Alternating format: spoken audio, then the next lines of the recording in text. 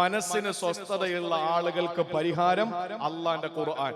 ഈ പരിഹാരം കാണാതെ ഖുർആനും കയ്യിൽ വെച്ചുകൊണ്ട് നടക്കുന്നവനെ കാണുമ്പോ അജബുത്തു, എനിക്ക് അത്ഭുതമാണെന്നൊരു വലിയ അദ്ദേഹത്തിന്റെ പ്രസംഗമധ്യേ പറയാൻ. ഇവിടുന്ന് നിങ്ങൾ പോയി നേരെ ചവറയിലെത്തി. ആ ചവറ നാഷണൽ ഹൈവേയിൽ നിൽക്കുമ്പോൾ ഒരു വലിയ തിരക്കും വലിയ ട്രാഫിക് ജാമും ഒക്കെ നിങ്ങൾ കണ്ടു. എന്താ പ്രശ്നമെന്നറിയാൻ വേണ്ടിയിട്ട് കുറച്ച് പ്രവർത്തകർ അങ്ങോട്ട് പോകുമ്പോ ഒരു വലിയ ടാങ്കർ ലോറി ബ്രേക്ക് ഡൗൺ ആയി കിടക്കാൻ, വണ്ടി ഒരു ഇഞ്ച് അങ്ങോട്ട് നീങ്ങുന്നില്ല. ആളുകളെല്ലാം കൂടി ഇവിടുന്ന് വാഹനം ഏകദേശം നമ്മുടെ നീണ്ടകര വരെ നീണ്ടിരിക്കുന്നു. ഇങ്ങോട്ട് വാഹനം ഏകദേശം കന്നേറ്റി പാലം വരെ നീണ്ടിരിക്കുന്നു. ആ നിലയിൽ ഇരുഭാഗങ്ങളും റോഡ് ബ്ലോക്കായി ഒരൊറ്റ ടാങ്കർ ലോറി കാരണം. ഡ്രൈവറോട് ചോദിച്ചു, എന്താ പ്രശ്നം, നിങ്ങൾ എങ്ങോട്ടായി പോകുന്നത്? ഞാൻ ഒരു പമ്പിലത്തേക്ക് ഡീസലും കൊണ്ടുപോകുന്ന വഴിയാണ്. ഒരു പെട്രോൾ പമ്പില്, ഡീസൽ പമ്പില് ഞാൻ ഡീസൽ നിറയ്ക്കാൻ വേണ്ടി പോകുന്ന ടാങ്കറാണ്. എന്താ പ്രശ്നം? വണ്ടി സ്റ്റോപ്പാകാൻ കാരണം എന്താ? ഈ എണ്ണ തീർന്നു പോയി.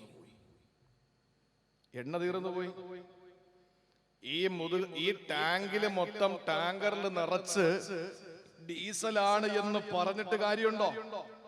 ഈ വണ്ടിക്ക് ഓടാൻ പറ്റിയ ഒരു ചെറിയ ടാങ്ക് ഉണ്ട്, അതിനകത്ത് എണ്ണ ഇല്ലെങ്കിൽ 1000 വണ്ടികൾക്ക് അടിക്കാനുള്ള എണ്ണ എന്റെ കയ്യിലുണ്ട് എന്ന് പറഞ്ഞിട്ട് വല്ല കാര്യമുണ്ടോ? വണ്ടി അവിടെ തന്നെ കിടക്കും. ഇത് എന്നാ ഇപ്പൊ മുസ്ലിം ഉമ്മത്ത് അനുഭവിക്കുന്നത്? കയ്യില് ഖുർആൻ, ഇടത്തെ കയ്യില് കൗണ്ടർ, കഴുത്തില് തസ്ബീഹിന്റെ മാല, ഇട്ടിരിക്കുന്ന നിസ്കാര കുപ്പായം, ഇല്ലേ? പാപ്പ ഹാജിയാര്, മോഹൻ ഹാഫിള്, ഉസ്താദ്, ഭർത്താവ് ഉസ്താദ്, സഹോദരങ്ങളെല്ലാം തങ്ങന്മാര്. ഇങ്ങനെയൊക്കെ ഉള്ള ഒരാളിനെ സംബന്ധിച്ചിടത്തോളം ഇതൊക്കെ ഉണ്ട് എന്ന് പറഞ്ഞിട്ട് വല്ല കാര്യമുണ്ടോ? ജീവിതത്തിൽ വിശുദ്ധ ഖുർആനുമായിട്ട് ബന്ധമില്ലെങ്കിൽ അവന്റെ കയ്യില് ഖുർആനുണ്ട് എന്ന് പറഞ്ഞിട്ട് വല്ല അർത്ഥമുണ്ടോ? അവന്റെ പള്ളി, മുസ്ലിം പള്ളിയിൽ അവന്റെ പേര് രജിസ്റ്റർ ചെയ്തു എന്നതിന്റെ പേരിൽ എന്തെങ്കിലും അർത്ഥമുണ്ടോ? അവന്റെ വാപ്പായെ പള്ളിയിലാണ് അടക്കിയത് എന്ന് പറഞ്ഞിട്ട് കാര്യമുണ്ടോ? അവന്റെ വാപ്പ മരിച്ചപ്പോൾ ആളുകളൊക്കെ ദ്വാരക്കാൻ ഉസ്താദും ജമാഅത്ത് മഹല്ല് ഭാരവാഹികളൊക്കെ വന്നു എന്ന് പറഞ്ഞിട്ട് വല്ല കാര്യമുണ്ടോ? ഉപ്പാപ്പാക്ക് ആന ഉണ്ടെന്ന് പറഞ്ഞിട്ട് യവന്റെ വൃട്ടഭാഗത്ത് തഴമ്പുണ്ടാവൂലല്ലോ. അപ്പൊ വേണ്ടത് യവന്റെ വേണ്ട സ്ഥലത്താണ്. അതുകൊണ്ട് പ്രിയപ്പെട്ടവരെ, മാനസികമായ വിഷമങ്ങളും ദുഃഖങ്ങളും അനുഭവിക്കുമ്പോ നമ്മൾ ചെയ്യാനുള്ളത് ഒരൊറ്റ കാര്യം, വിശുദ്ധ ഖുർആനിലേക്ക് മടങ്ങുക. എന്നിട്ട് ആ ദുആ നമ്മൾ ചൊല്ലുക, ലാ ഇലാഹ ഇല്ലാ അൻത സുബ്ഹാനക ഇന്നി കുന്തു മിനൽ ളാലിമീൻ. ആ നിമിഷം അല്ലാഹു നമ്മുടെ പ്രയാസം മാറ്റി തരും. നിക്കട്ടെ. ഇനി രണ്ടേതാ? ഒന്ന് മനസ്സിന്റെ പ്രയാസം, രണ്ടേതാ? രണ്ടാമത്തേത് അവൻ നേരിടുന്ന ഏറ്റവും വലിയ പ്രശ്നം ശാരീരികമായ രോഗങ്ങളാണ്. അസുഖമില്ലാത്ത ആരുണ്ട്? ഞാൻ മെനിങ്ങാന്ന് പ്രസംഗിച്ചത് കണ്ണൂർ ജില്ലയിലാണ്. കണ്ണൂർ ജില്ലയിൽ മാക്കോൽ പീടിക എന്ന് പറയുന്ന ഒരു പ്രദേശത്താണ് ഞാൻ പ്രസംഗത്തിന് പോയത്. പ്രസംഗം കഴിഞ്ഞ് തിരിച്ചു വരുന്ന ദിവസം ഒരു സഹോദരനെ, ഒരു സാധുവായൊരു സഹോദരനെ, അദ്ദേഹം എന്നെ കാണാൻ വേണ്ടി വന്നു. അദ്ദേഹത്തിന്റെ രോഗം, അദ്ദേഹത്തിന് ദഹനശേഷി നഷ്ടപ്പെട്ടു പോകുന്ന, ദഹിക്കാൻ വേണ്ടി, കഴിക്കുന്ന ഭക്ഷണം ദഹിപ്പിക്കാൻ വേണ്ടിയിട്ട് മെഡിസിൻ ഉപയോഗിക്കേണ്ടി വരുന്ന ഒരു ദുരവസ്ഥ. ഞാൻ ചോദിച്ചു, എത്ര നാളും മരുന്ന് കഴിക്കേണ്ടി വരും? അദ്ദേഹം പറയുന്നു, ഡോക്ടർ പറഞ്ഞു കണ്ടിന്യൂ മരുന്ന് കഴിക്കണം. എന്തെങ്കിലും കഴിച്ചാൽ ആ ഭക്ഷണം ഒന്ന് ദഹിപ്പിക്കാൻ വേണ്ടിയിട്ട് മരുന്ന് കൂടി കഴിക്കേണ്ടി വരുന്നൊരവസ്ഥ. അദ്ദേഹം പറയാണ്, ഉസ്താദെ 1500, 2000, 1000 ഈ കണക്കിന് ഞാൻ ഓടിയിട്ട് ഞാൻ കഷ്ടപ്പെട്ട് ഓടും. എന്നിട്ട് എൻ്റെ മക്കൾക്ക്, എൻ്റെ ഭാര്യയ്ക്ക് എൻ്റെ സന്തോഷമായിരുന്നു എൻ്റെ ജീവിതം. പക്ഷെ ഇപ്പോൾ ഒരു മാസം എനിക്ക് നല്ല എമൗണ്ട് 10,000, 15,000 രൂപ എനിക്ക് ചികിത്സയ്ക്ക് മരുന്നിന് വേണ്ടി വരുന്നു പ്രതിമാസം. ആ മരുന്ന് കണ്ടെത്താൻ ഞാൻ കഷ്ടപ്പെടുകയാണ്. അങ്ങനെയൊക്കെ പ്രയാസങ്ങൾ അനുഭവിക്കുന്ന സഹോദരങ്ങൾ നമ്മുടെ മുമ്പിലുണ്ട്. 1000-ൽ ഒരാൾക്കുണ്ടാകുന്ന അസുഖം. അമ്മക്കൊക്കെ എന്താ അസുഖം ഉള്ളത്? അമ്മക്കുള്ള അസുഖം ഷുഗർ. എല്ലാവരും അടിച്ച് കയറ്റിയിട്ട് ഷുഗർ പിടിച്ചിരിക്കുക അല്ലേ? പാവപ്പെട്ടവന് ആളുകൾക്ക് ഡോക്ടറെ കാണാൻ വേണ്ടി പോകുന്ന പണക്കാരനോട് ഡോക്ടർ പറയുന്നത് എന്താ? ഒന്നും കഴിക്കരുത്.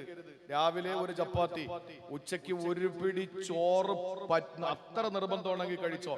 രാത്രി ഒന്നും കഴിക്കരുത്, ഒരു വെള്ളരിക്ക മാത്രം കഴിച്ചോളാനാ പറയുന്നത്. ഉള്ളവന്റെ അടുത്ത് ഇല്ലാത്തവൻ ആശുപത്രിയിൽ പോയ ഡോക്ടർ പറയുന്നത് എന്താ? രാവിലെ 1 ഗ്ലാസ് പാല്, 3 നേന്ത്രപ്പഴം, ഉച്ചക്ക് വയറ് നിറച്ച് ചോറ് തിന്നണം, പറ്റുമെങ്കിൽ ഒരു ഗ്ലാസ് ഓട്സ് കൂടെ കുടിച്ചോ, രാത്രി നന്നായിട്ട് നല്ല ഭക്ഷണം കഴിക്കണം. ഇത് ആരോടാ പറയുന്നത്? എലിവശം വാങ്ങിച്ച് തിന്നാൻ ഗതിയില്ലാത്തവരോട് ഡോക്ടർ പറയുന്നത് ഇഷ്ടം പോലെ കഴിക്കണമെന്ന്. ഉള്ളവനോട് പറയുന്നത് എന്താ? ഒരൊറ്റ സാധനം കഴിക്കാൻ പാടില്ല എന്ന്. തിരുവനന്തപുരത്ത് നിങ്ങൾ വാ, മ്യൂസിയത്തിന്റെ ആ ഗ്രൗണ്ടിൽ ഓടുന്ന ചില ആളുകളെ നിങ്ങൾക്ക് കാണാം. അവിടെ ഓടുന്ന എല്ലാ ആളുകളും വയറ് കുറയ്ക്കാൻ വേണ്ടി ഓടുകയാണ്. അതേസമയം അവിടെ നിന്ന് 2 കിലോമീറ്റർ മാറിയ ചാല കമ്പോളം, അവിടെ കുറെ ആളുകൾ ഓടുന്ന കാണാം. അത് വയറ് നിറയ്ക്കാൻ വേണ്ടിയിട്ടാണ്. ഇപ്പുറത്ത് വയറ് കുറയ്ക്കാനും അപ്പുറത്ത് വയറ് നിറയ്ക്കാനും വേണ്ടി ആളുകൾ ഓടിക്കൊണ്ടിരിക്കുന്ന ലോകത്ത് ശാരീരികമായി നമ്മൾ ഇന്ന് അനുഭവിക്കുന്ന അസുഖങ്ങളൊക്കെയും നമ്മളുടെ അമിതമായ ഭക്ഷണം, അമിതമായ നമ്മുടെ മറ്റുപയോഗങ്ങളുടെ പേരിൽ നമുക്കുണ്ടായ അസുഖങ്ങളാണ്. പക്ഷേ ഗതികേട് കൊണ്ട് അല്ലെങ്കിൽ ഗത്യന്തരമില്ലാതെ ആയിരക്കണക്കിന് ആളുകൾ, 1 ലക്ഷം പേരിൽ ഒരാൾക്ക് വരുന്ന അസുഖം. ഞാൻ ഇപ്പോഴും ഓർക്കുന്നത്, കൊല്ലങ്ങൾക്ക് മുമ്പ് ഒരു വേദിയിൽ ഞാൻ പ്രസംഗത്തിന് കയറാൻ പോകുന്നതിന് മുമ്പ് ഭക്ഷണം കഴിക്കാൻ പോയ വീട്ടിൽ ഒരു മതപണ്ഡിതൻ, അദ്ദേഹം വന്നിട്ട് പറഞ്ഞു, ഉസ്താദേ, എന്റെ മകന് വേണ്ടി എല്ലാ സദസ്സിലും നിങ്ങൾ ദുആ ചെയ്യണം. ആ മകന് അള്ളാഹു കൊടുത്ത രോഗം എന്താണെന്നറിയോ? എന്ത് രോഗമാ? ശരീരത്തിൽ ചൊറിച്ചില്. നമ്മൾ പറയും അത്രേ ഉള്ളോ, അതിപ്പോ അങ്ങോട്ട് മാന്തിയാ പോരെ, ചൊറിഞ്ഞാ പോരെ, വിഷയം തീരൂലേ? അദ്ദേഹം പറയുന്നു, രാത്രി ഞാനും എന്റെ ഭാര്യയും അലാം വെച്ചിട്ട് ടൈം ഷിഫ്റ്റ് ചെയ്തിട്ട് ടൈം ടേബിൾ വെച്ചിട്ടാ ഞങ്ങൾ ഈ ഉണർന്നിരുന്നിട്ട് മോനിങ്ങനെ ചൊറിഞ്ഞു കൊടുക്കുന്നത്. ശരീരത്തിന് എപ്പോഴും അവന് ചൊറിച്ചിലാണ്, ആരെങ്കിലും ഇങ്ങനെ ചൊറിഞ്ഞു കൊടുക്കണം. ആ ഒരു അവസ്ഥയിൽ അള്ളാഹു ആ മകന് രോഗം കൊടുത്തു. അള്ളാഹു ശിഫയാക്കട്ടെ. എന്തൊക്കെ രോഗങ്ങളാ പ്രിയപ്പെട്ടവരെ! ഈ രോഗങ്ങൾ ഉണ്ടാകുമ്പോൾ ആ മഹാനായ വലിയ പറയുകയാണ്, അജബ്തു അജബ്തു, എനിക്ക് അത്ഭുതമാണ്, ലിമൻ ബുതുലിയ ബിളുർ, മാനശാരീരികമായ പ്രയാസത്തിൽ രോഗങ്ങളുടെ പേരിൽ നട്ടം തിരിയുന്നവരെ, രോഗത്തിന്റെ പേരിൽ കഷ്ടപ്പെടുന്നവരെ എനിക്ക് അത്ഭുതം തോന്നുകയാ. കൈഫ യഗ്ഫുലു അൻ ഖൗലില്ലാ, അല്ലാഹുവിന്റെ വാക്ക് നിങ്ങൾ എന്തേ കേൾക്കാതെ പോയത്? അല്ലാഹുവിന്റെ ഖുർആനിലേക്ക് നിങ്ങൾക്ക് മടങ്ങിക്കൂടെ? എന്താ ഖുർആനിൽ അല്ലാഹു പറഞ്ഞത്? റബ്ബി ഇന്നി മസ്സനിയൽ ളുർ വ അൻത അർഹമുർ റഹീമീൻ. ഇതാര് പറഞ്ഞ വാക്കെന്നറിയോ? അല്ലാഹു രോഗം കൊടുത്തു പരീക്ഷിച്ച ഒരു പ്രവാചകനുണ്ട്. ആ രോഗം എന്താണെന്നോ? ആ പ്രവാചകത്വത്തിന് മുമ്പാണോ ശേഷമാണോ? ഇതൊക്കെ അഭിപ്രായ വ്യത്യാസങ്ങളും ദീർഘമായ ചർച്ചകളും നടത്തേണ്ടതാണ്. പക്ഷെ ഒന്ന് നിങ്ങൾ അറിയണം, അല്ലാഹുവിന്റെ ഖുർആൻ ഏറ്റവും നല്ല ക്ഷമയുള്ള ആളെന്ന് പരിചയപ്പെടുത്തിയ അല്ലാഹുവിന്റെ പ്രവാചകൻ അയ്യൂബ് നബി അലൈഹിസ്സലാം, ഭാര്യമാരുപേക്ഷിച്ചു പോയില്ലേ? കല്യാണം കഴിഞ്ഞ് താലി കെട്ടിയ തന്റെ പ്രിയപ്പെട്ട ഭാര്യമാര് തങ്ങളുടെ രാത്രികളെ ധന്യമാക്കി മാറ്റിയ തന്റെ ചൂടും ചൂരുമേറ്റ് കൂടെ കിടന്ന തന്റെ സുഖദുഃഖങ്ങളിലെ പങ്കാളിയായ പ്രിയപ്പെട്ട ഭാര്യ, ആ ഭാര്യ പോലും ഉപേക്ഷിച്ചു പോയില്ലേ? അല്ലാഹു സമ്പത്തെല്ലാം തിരിച്ചെടുത്തില്ലേ? അല്ലാഹു പരീക്ഷണങ്ങളുടെ പേമാരി പെയ്തിറക്കി കൊടുക്കുകയാ. പരീക്ഷണങ്ങളുടെ പ്രളയമായിരുന്നു അയ്യൂബ് നബി അലൈഹിസ്സലാമിന്. അല്ലാഹു ഇത്രയും വലിയ പരീക്ഷണങ്ങൾ കൊടുത്തപ്പോ സഹോദരങ്ങളെ, അയ്യൂബ് നബി അലൈഹിസ്സലാം അവധാനതയോടെ ക്ഷമയോടെ അത് നേരിടുകയാ. അതുകൊണ്ട് തന്നെ അല്ലാഹു പറഞ്ഞു, നിഅമൽ അബ്ദു ഇന്നഹു അവ്വാബ്.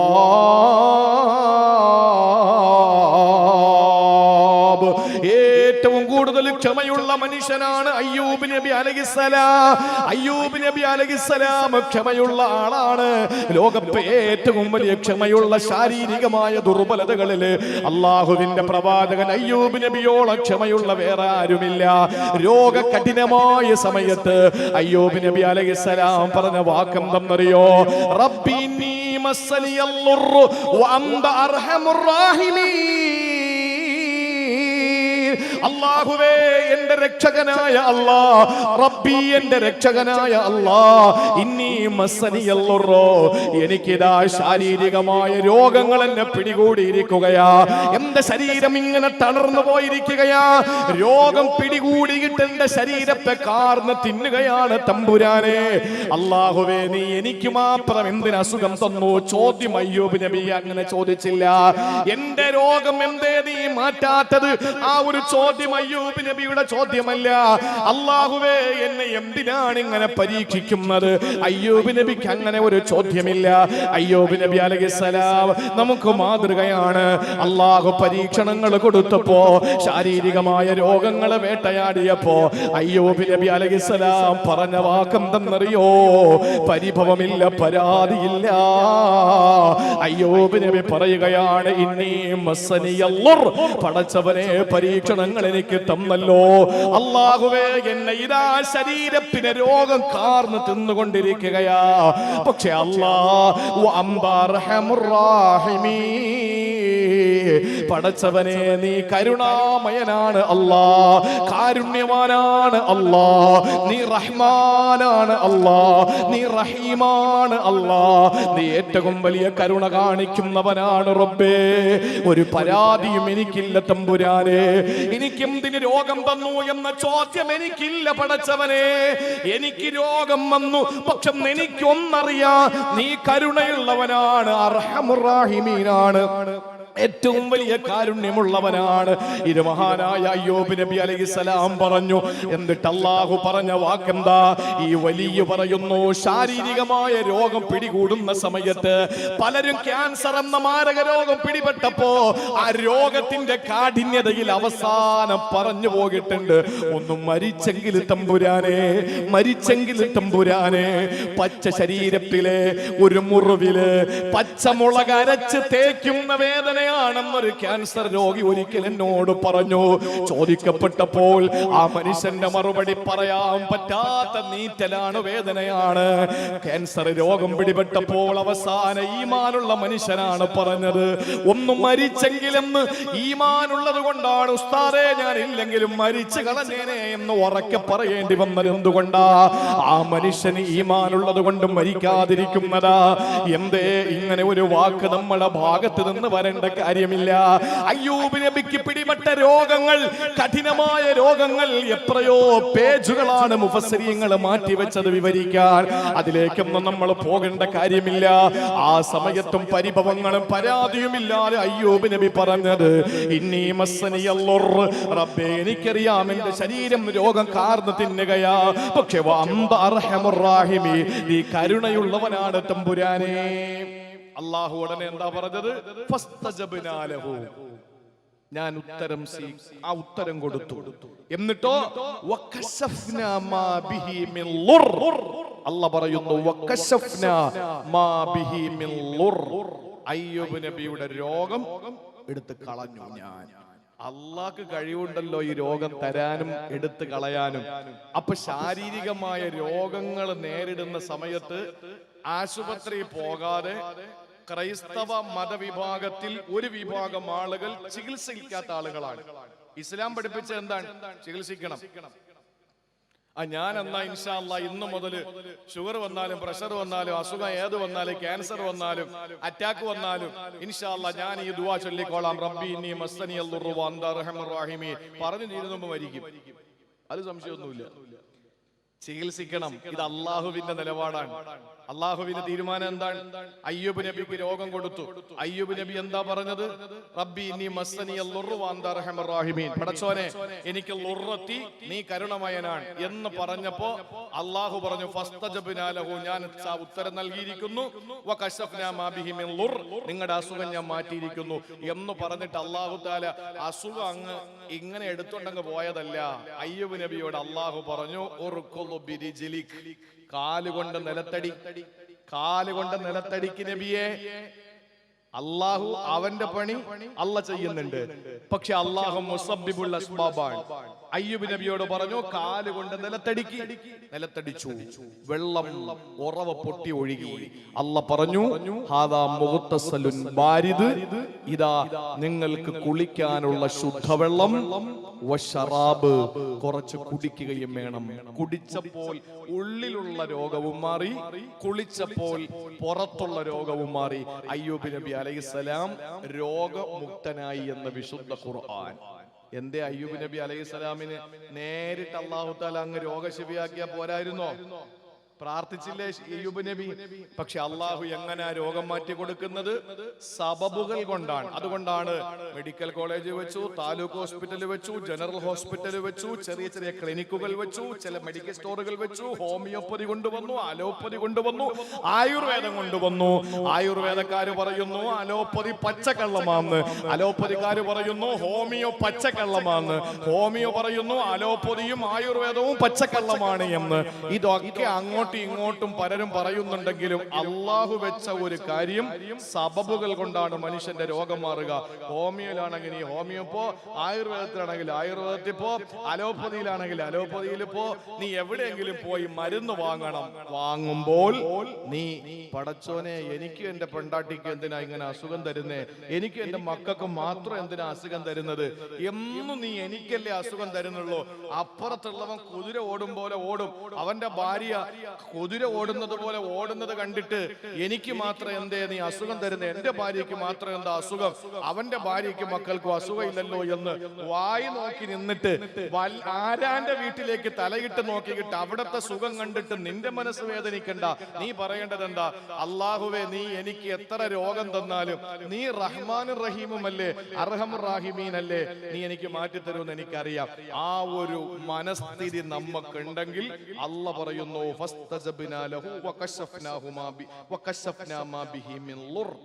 ഉറപ്പാണ്. ആ മഹാനായ മനുഷ്യൻ പറയുന്നു, എന്നെ അത്ഭുതപ്പെടുത്തിയത് ഇതൊക്കെ അറിയുന്ന ഒരാള് എന്തിനാണ് ശാരീരികമായ ഒരു രോഗം വരുമ്പോ ഇങ്ങനെ കിടന്ന് പ്രയാസപ്പെടുന്നത്? അവൻ ചികിത്സിച്ചോട്ടെ. അയ്യൂബ് നബി അലൈഹിസ്സലാമിന് ആ മാതൃക ലോകത്ത് ഖുർആന പരിചയപ്പെടുത്തിയത്.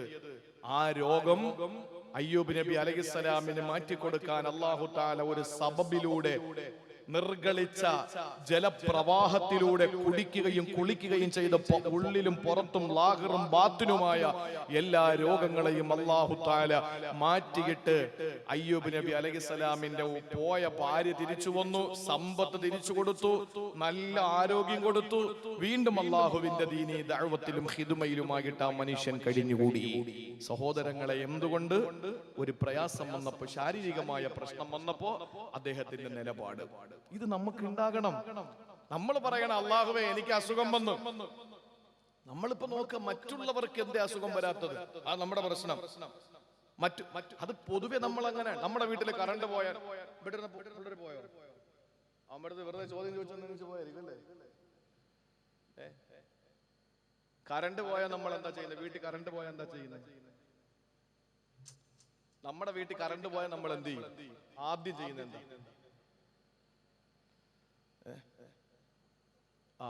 നിങ്ങൾ പിന്നെ സ്ഥിരം വാഴ കേൾക്കുന്നില്ലേ? കറണ്ട് പോയി കഴിഞ്ഞാൽ ഉമ്മ മോനോട് പറയുന്നത്, മോനെ അപ്പുറത്തുണ്ടോ നോക്കടാന്ന് ചോദിക്കും. അപ്പുറത്ത് പോയി ഉമ്മ, അൽഹംദുലില്ലാഹ്. ഇതാണ് മനുഷ്യന്റെ സ്വഭാവം. നമ്മക്കൊരു അസുഖം വന്ന അപ്പുറത്തുണ്ടോ? എന്നാ പിന്നെ നാടോടെ പനിയല്ലേ, കുഴപ്പമില്ല. എന്റെ മോന് മാത്രം വന്നാലോ പിന്നെ ആകെ വെപ്രാളമായി. അപ്പുറത്തെ മോനും പനിയാണ്, പ്രശ്നമില്ല. അപ്പുറത്തെ കുട്ടിക്കും രോഗമാണ്, പ്രശ്നമില്ല.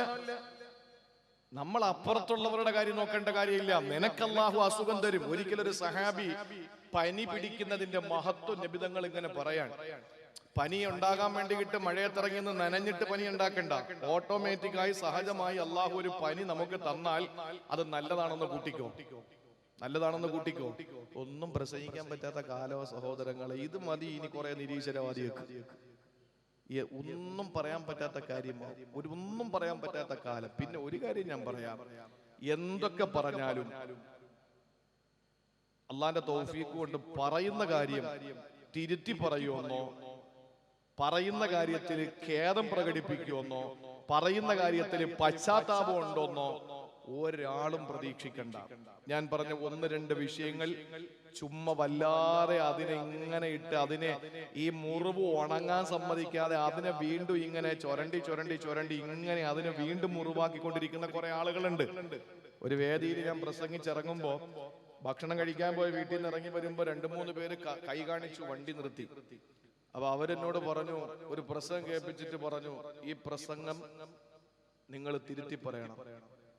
അപ്പൊ ഞാൻ നോക്കുമ്പോൾ വേറൊരു കുരുട്ട് സാധനം വന്നിട്ട് ഇങ്ങനെ മൊബൈൽ വെച്ച് റെക്കോർഡ് ചെയ്യാണ്. ഞാൻ അറിയാതെ ഞാൻ പറഞ്ഞ പൊക്കി പിടിച്ചോ, നല്ലോല കിട്ടണ്ടേ, നല്ലോല കിട്ടട്ടെ, നീ പൊക്കി പിടിച്ചോ. അവർക്ക് ഞാൻ അപ്പോഴാ വിഷയത്തിൽ മാപ്പ് പറയണം. മാപ്പ് പറയാൻ ഞാൻ സവർക്കർ അല്ലല്ലോ, മാപ്പ് പറയാൻ. അപ്പൊ എന്നോട് ഞാൻ പറഞ്ഞ മാപ്പ് പറയേണ്ട കാര്യമില്ല, ഞാൻ ഉള്ള കാര്യവും പറഞ്ഞത്. ഞാൻ അഹങ്കാരത്തിന്റെ വാക്കാണെന്ന് ആരും കരുതരുത്. ഞാൻ പഠിച്ച് കഷ്ടപ്പെട്ടിട്ടാ പ്രസംഗിക്കുന്നത്. അതുകൊണ്ട് എനിക്ക് മാപ്പ് ചോദിക്കേണ്ട കാര്യം വരില്ല, അതുകൊണ്ട് എനിക്ക് തിരുത്തി പറയേണ്ട കാര്യം വരില്ല. പഠിച്ചിട്ടാ പ്രസംഗിക്കുന്ന, അല്ലാതെ കിടന്ന് ഉറങ്ങിയിട്ട്. ഇപ്പൊ ഞാൻ വീട്ടില് ഭക്ഷണം കഴിക്കാൻ വന്നപ്പോ അൻസാർ സാഹിബിന്റെ വീട്ടിലാ, അൻസാർ സാഹിബിന്റെ വീട്ടിൽ ഭക്ഷണം കഴിക്കാൻ വന്നപ്പോ ഞാൻ വന്നപ്പോ ഞാൻ ഇങ്ങനെ ഒരു ഹദീസ് ഇങ്ങനെ നോക്കായിരുന്നു. എന്നോട് പറഞ്ഞു, ഉസ്താദേ നിങ്ങള് ആദ്യമായിട്ട് വന്നതല്ലേ, ഒന്ന് സംസാരിക്കും, നമ്മള് സംസാരിച്ചിരിക്കാം എന്ന് പറഞ്ഞു. ഞാൻ പറഞ്ഞു, നിങ്ങളത് സംസാരിച്ചുകൊണ്ടിരുന്നാൽ ഞാൻ പ്രസംഗിക്കാൻ കയറിയിട്ട് ഞാൻ അൻസാർ സാഹിബിന്റെ വീട്ടിലാ ഭക്ഷണം കഴിച്ചത്. അപ്പൊ അവിടെ ഇതായിരുന്നു വിശേഷം എന്ന് പറയാൻ പറ്റൂലല്ലോ, ആളുകളുടെ മുമ്പിൽ പ്രസംഗിക്കണമല്ലോ. അപ്പൊ പഠിച്ചിട്ടാ ഞാൻ ഈ പ്രസംഗിക്കുന്നെന്നായി പറഞ്ഞത്. ഞാൻ പറഞ്ഞു ഞാൻ മാപ്പ് പറയില്ല.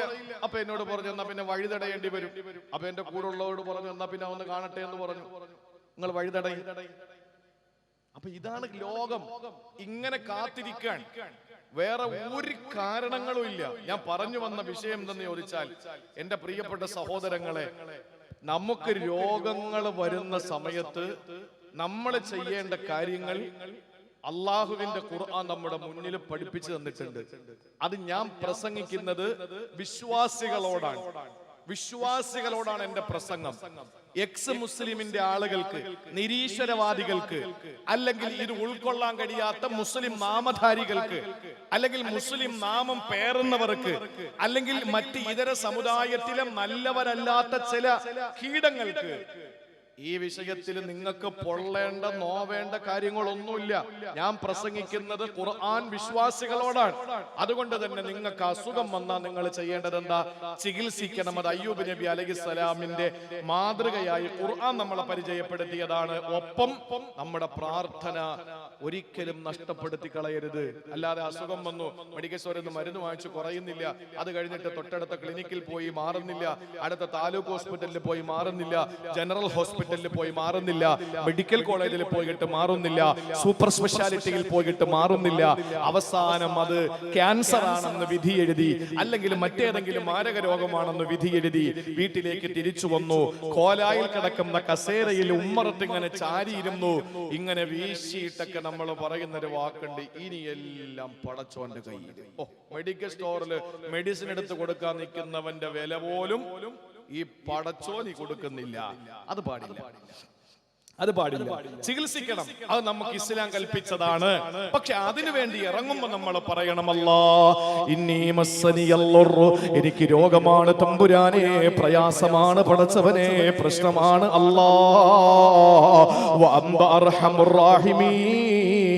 നീ കരുണാമയനാണ് അല്ലാ, കാരുണ്യവാനാണ് അല്ലാ, കരുണക്കടലാണ് പടച്ചവനെ എന്ന് പറയേണ്ട ബാധ്യത ഒരു സത്യവിശ്വാസിക്കിന്റെ സഹോദര. പനി എന്താണ് എന്ന് സഹാബത്തിന് പറഞ്ഞു കൊടുക്കുമ്പോ ഒരു സഹാബി എഴുന്നേറ്റ് ചോദിച്ചു, യാ റസൂലല്ലാഹ് മൽ ഹമ്മാ, എന്താണ് പനി? എനിക്കറിയില്ല നബിയേ. റസൂലുള്ളാഹിന്റെ മറുപടി, പനി എന്താണ്, ടെമ്പറേച്ചർ എന്താണെന്ന് പറഞ്ഞു കൊടുക്കലല്ല. അഷ്റഫുൽ ഖൽഖ് പറഞ്ഞ വാക്ക് എന്തെന്നറിയോ? ഖും ലസ്ത മിന്നാ, എഴുന്നേക്ക് മോനെ, നീ നമ്മളിൽ പെട്ടവനല്ല. നമ്മളിൽ പെടണമെങ്കിൽ പരീക്ഷണങ്ങൾ വേണം, രോഗങ്ങൾ വേണം, അസുഖങ്ങൾ വേണം. സഹോദരങ്ങളെ, രോഗങ്ങൾ കഠിനമാകുന്ന സമയത്ത് ചിലപ്പോ പെട്ടെന്നങ്ങ് മരിക്കും. ഈ ചവറക്കാരനായ നിരവധി പണ്ഡിതന്മാരെ ഹിഫ്ള് പഠിപ്പിച്ച ഒരുപാട് ദർസുകളിൽ ഒരു കൈനറ്റിക് ഹോണ്ടയിൽ കിതാബും കൊണ്ട് മടന്നിട്ട് പിന്നീട് പച്ച പിടിച്ചപ്പോൾ സ്വന്തമായൊരു വാഹനം എടുത്തിട്ട് അറബി കോളേജുകൾ മുഴുവനും കിതാബ് കൊണ്ടുപോയി കച്ചവടം ചെയ്ത് ജീവിച്ചൊരു മനുഷ്യനുണ്ടായിരുന്നല്ലോ.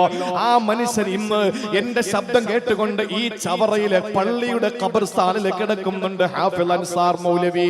സഹോദരങ്ങളെ, ഇതാണ് മനുഷ്യന്റെ അവസ്ഥ. അല്ലാഹു ചിലപ്പോൾ രോഗങ്ങൾ തന്നിട്ട് വർഷങ്ങളോളം നമ്മൾ കിടക്കുന്നു. കമ്മിൻ സഹീഹിൻ മാത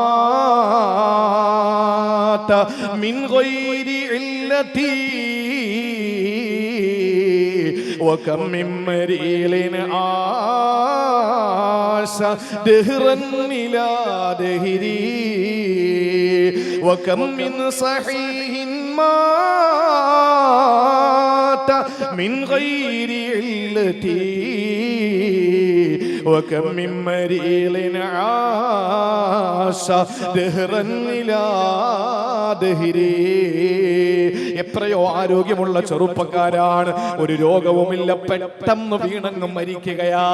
എന്നാ ചില ആളുകൾ അവരിങ്ങനെ വീടുകളിൽ മരിക്കാതെ രോഗങ്ങളുടെ കാഠിന്യതയിൽ ട്യൂബിട്ട് ഭക്ഷണം കൊടുത്ത് മലമൂത്ര വിസർജനത്തിന് സംവിധാനങ്ങൾ ഉപയോഗിച്ച് ആളുകൾ ബൈസ്റ്റാൻഡർ, ആശുപത്രി പോലെ വീട്ടിലൊരു സഹായം നിർത്തിയിട്ട് എത്രയോ ആളുകൾ വർഷങ്ങളായി കിടക്കുന്നുണ്ട്. അവർക്ക് മരണമില്ല, അവര് മരിക്കുന്നത് വൈകിയിട്ടാണ്.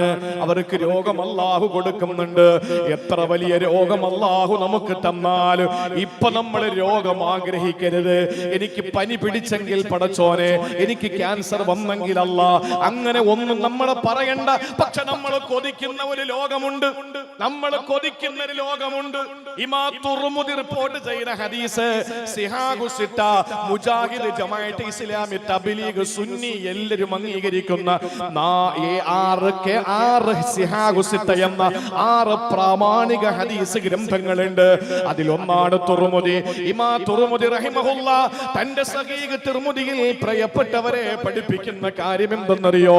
ജാബിർ റളിയല്ലാഹു തആല അൻഹുവിൽ നിന്ന് റിപ്പോർട്ട് ചെയ്യുന്ന ഹദീസാണ്.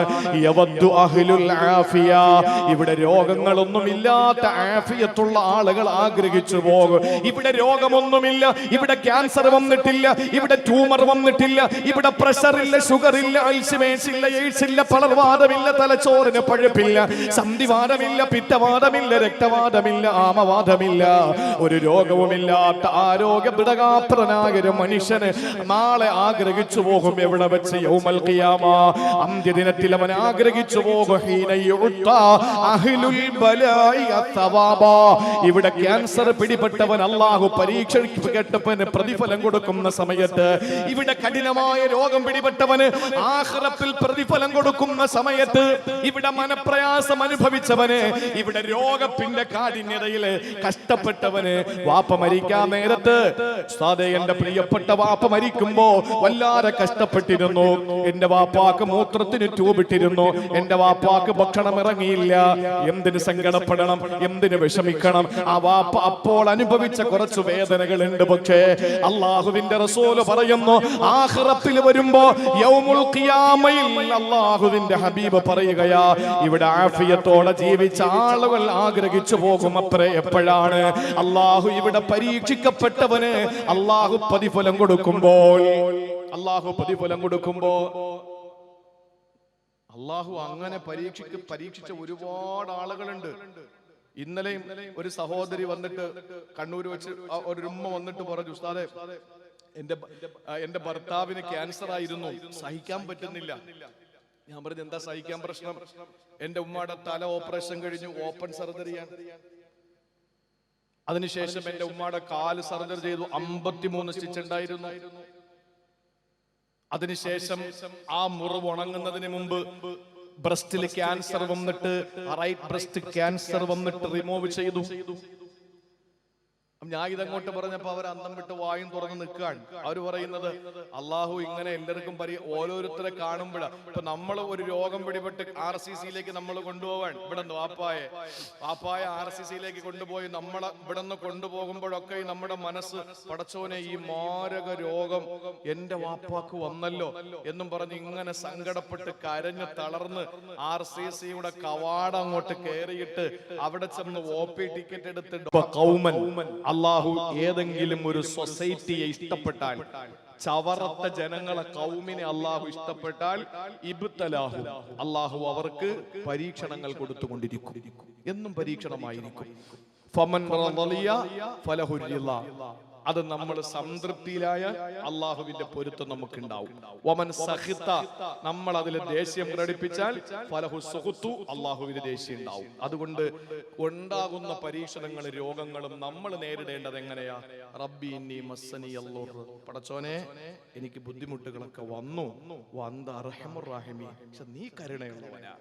അല്ലാതെ നീ എന്ത് കാണിച്ചു പടച്ചോനെ, എനിക്ക് അസുഖം, ഞാൻ നിസ്കാരമുള്ളവനല്ലേ, ഞാൻ നോമ്പ് പിടിച്ചില്ലേ, ഞാൻ സക്കാത്ത് കൊടുത്തില്ലേ, ഞാൻ പാവങ്ങളെ സഹായിക്കുന്നില്ലേ, ഞാൻ CMCയുടെ പ്രവർത്തകനല്ലേ, ഞാൻ പാവപ്പെട്ടവർക്ക് വീട് വെച്ചു കൊടുക്കുന്നില്ലേ, എന്നും എനിക്ക് എന്തിനാണ് അസുഖം തരുന്നത്? നീ ഇത്ര കരുണയില്ലാത്തവനായി പോയല്ലോ. ഇങ്ങനെയല്ല പറയേണ്ടത് അല്ലാഹ് എനിക്ക് അസുഖം വന്നു, പടച്ചോനെ നിനക്ക് ഇതിലും വലിയ അസുഖം തരാൻ കഴിയുമായിരുന്നല്ലോ. സഖാവ്, ഞാൻ രാഷ്ട്രീയം പറയുന്നതല്ല, സഖാവ് സ്റ്റാലിൻ സഖാവ് ലെനിന് കത്തെഴുതുകയാണ്. അതേ ലെനിൻ സ്റ്റാലിനാണോ എന്റെ ഓർമ്മ പെശകാണ്, ഇനി അതൊരു വിഷയാക്കി എടുക്കണ്ട. രണ്ടുപേരും സുഹൃത്തുക്കളാണ്. സ്റ്റാലിനും ലെനിനും സുഹൃത്തുക്കളാണ്, മാർക്സിസ്റ്റ് സൈദ്ധാന്തികരായ ഇവർ. ഒരാൾ മറ്റൊരാൾക്ക് കത്തെഴുതി. എന്താ കത്തെഴുതി എന്നറിയോ? പക്ഷാഘാതം പിടിപെട്ട് എന്റെ ശരീരത്തിന്റെ ഒരു ഭാഗം തളർന്ന് വേദന സഹിക്കാൻ പറ്റുന്നില്ല, അതുകൊണ്ട് സഹോദരാ എനിക്കൊരു കുപ്പി വിഷം തരണം, മരിക്കാനാണ്, വേദന സഹിക്കാൻ പറ്റുന്നില്ല. ഇതേ രോഗം പിടിപെട്ട മറ്റൊരാളുണ്ടായിരുന്നു, ഡോക്ടർ മുസ്തഫ സബായി. ഡോക്ടർ മുസ്തഫ സബായി ഒരു ഭാഗം പക്ഷാഘാതം പിടിപെട്ട് തളർന്നു കിടന്നപ്പോൾ അദ്ദേഹം തന്റെ കൂട്ടുകാരന് കത്തെഴുതിയിട്ട് പറഞ്ഞു, അൽഹംദുലില്ലാഹ്, രണ്ട് ഭാഗവും തളർത്താൻ കഴിവുള്ള എന്റെ അല്ലാഹ് ഒരു ഭാഗമേ തളർത്തിയുള്ളൂ, അൽഹംദുലില്ലാഹ്. അങ്ങനെ ആ കിടക്കയിൽ കിടന്നാണ് അദ്ദേഹം നിരവധി ഗ്രന്ഥങ്ങൾ എഴുതിയതെന്നാണ്. സ്റ്റാലിനോ ലെനിനോ ഇല്ലാത്ത ഒന്ന് മുസ്തഫ സബായിക്കുണ്ട്. അതിന്റെ പേരാണ് ഈമാൻ. അതുകൊണ്ട് തന്നെ സഹോദരങ്ങളെ, നമ്മുടെ ജീവിതത്തിൽ ഒരു രോഗം വരുമ്പോൾ നമ്മൾ പറയണം, അല്ലാഹ് നീ കരുണയുള്ളവനാണ്. ഞാൻ വിശദീകരിക്കുന്നില്ല. ഇനി മൂന്നാമതായി നമ്മൾ നേരിടുന്ന പ്രശ്നം ഏതെന്നറിയോ? മൂന്നാമതായി നമ്മൾ നേരിടുന്ന പ്രശ്നം മറ്റൊന്നുമല്ല സഹോദര, മാനസികമായ ശാരീരികമായ വിഷമങ്ങൾക്കപ്പുറത്ത് നമ്മൾ അനുഭവിക്കുന്ന സാമൂഹികമായ വിഷമമാണ്, ഭീതിയാണ്. നമ്മളെ അങ്ങനെയാക്കും ഇങ്ങനെയാക്കും. ഇതൊക്കെ പലരും പറയുമ്പോ എന്തിനാണ് നീ പതറുന്നത്? എന്തിനാണ് നീ സങ്കടപ്പെടുന്നത്? എന്തിനാണ് നീ പരിഭവിക്കുന്നത്? എന്തിനാണ് വേദനപ്പെടുന്നത്? എന്താ നിനക്ക് സംഭവിച്ചത്? എനിക്ക് അത്ഭുതമാണ്. ഒരു ഭീഷണി കൊണ്ട്, ഭയം കൊണ്ട്, സാമൂഹിക ഭീഷണി കൊണ്ട് നിങ്ങൾ കഷ്ടപ്പെടുമ്പോൾ എന്നെ അത്ഭുതപ്പെടുത്തുന്നത് കൈഫ യഗ്ഫുലു, അവൻ എന്തിനാണ് അശ്രദ്ധനാകുന്നത്? അല്ലാഹുവിന്റെ ഖുർആൻ എടുത്തൂടെ? അതിനകത്ത് അല്ലാഹ് പറഞ്ഞത് എന്താണ്? ഹസ്ബുനല്ലാഹു വ നിഅമൽ വകീൽ. അല്ലാഹ് പറഞ്ഞ വാക്കിതാണ്. ഇതേത് ഘട്ടത്തിലാണെന്നറിയോ? ഹസ്ബുനല്ലാഹു വ നിഅമൽ വകീൽ. ഇതാരാ പറഞ്ഞതെന്നറിയോ? ഇത് പറഞ്ഞ ഉടനെ അല്ലാഹ് പറയുകയാ, ഇത് പറഞ്ഞ അവർക്ക് എന്താ സംഭവിച്ചത്?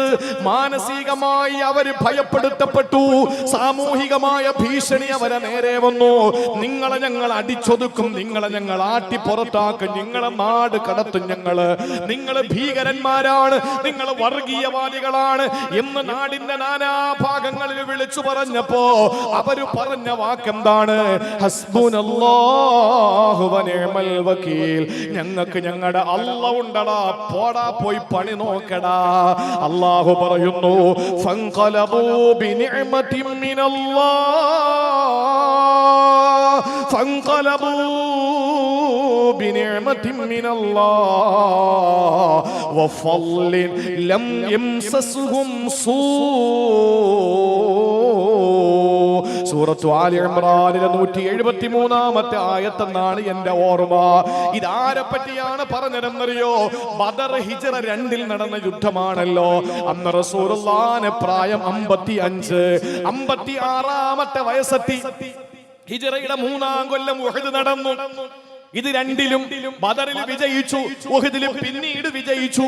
പക്ഷെ ആ സമയത്ത് പരാജയം നേരിട്ടപ്പോ അബൂ സുഫിയാൻ റസൂലുള്ളാഹിനോട് പരസ്യമായിട്ട് വെല്ലുവിളിക്കുകയാണ്, എടോ മുഹമ്മദേ, അടുത്ത വർഷം ബദറിൽ നമുക്കൊന്നുകൂടെ കാണണം കേട്ടോ.